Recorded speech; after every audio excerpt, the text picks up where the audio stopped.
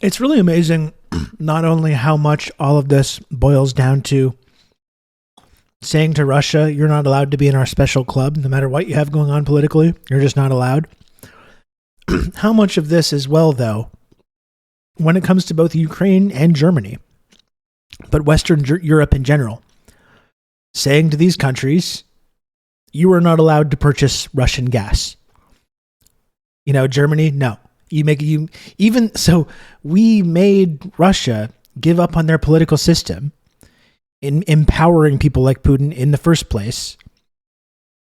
We made them basically at gunpoint embrace free market capitalism as like a economic ideology, but they're not allowed to make bilateral agreements with Germany or Ukraine about selling them Russian gas at a discount. And when we do, we step in to overthrow the government in Ukraine and fund a proxy war there, or we'll straight up just bomb Germany's infrastructure. You're not allowed to make, just in the same way that China's not allowed to make bilateral agreements with anywhere in Africa or Latin America. There's not even any violence. It's literally just countries talking to each other and coming to a mutually beneficial agreement about accessing energy or accessing resources. And America and Canada are both just saying like, no, you're not allowed to do that. Like the Yanukovych government, like as our friend Amanda has written about and pointed out, the Yanukovych government, that was their big cardinal sin prior to the Euromaidan, was opting to make a deal with Russia over cheap Russian gas over the IMF.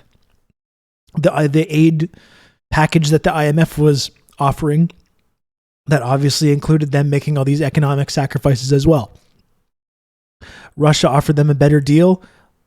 Bing, bang, boom. There's the Euromaidan protest. Yanukovych is out. And we've got a pro-NATO, pro-EU, pro-Western government now.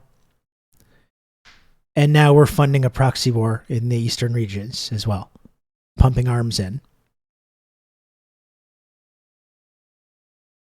And Germany, makes a deal with Russia to get their gas, builds this massive infrastructure project, and they literally say, and after they provoke that conflict in Ukraine, they say to Germany, no, you're not allowed to use the gas. Look, you can't do deals with these guys. Can you believe these guys? But just for good measure, we're going to blow up your infrastructure that you built anyways. That's been the amazing thing about, as much as Western Europe has gone along with this at their own expense, has gone along with this, like being basically threatened by this global mafia boss to not make a bilateral deal to get access to Russian gas. You've seen places like India be like, no, actually, fuck you. We are still going to make this deal with Russia, even when you threaten us and even when you tell us not to. And you see that happening in Africa and in Latin America as well. Isn't there someone you forgot to ask? That's what it boils down to, isn't it? You're not allowed to. That's this whole argument, right? Countries under the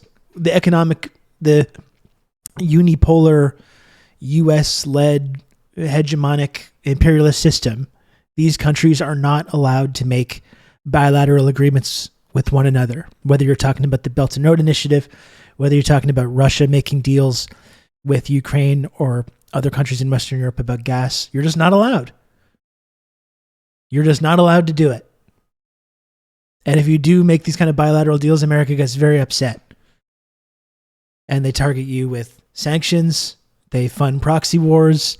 They overthrow your government. They fund color revolutions. They bomb your infrastructure until they get their way, while simultaneously wagging their fingers at everybody else and fucking lecturing everybody else. The arrogance of it. The arrogance of it is just mind-blowing.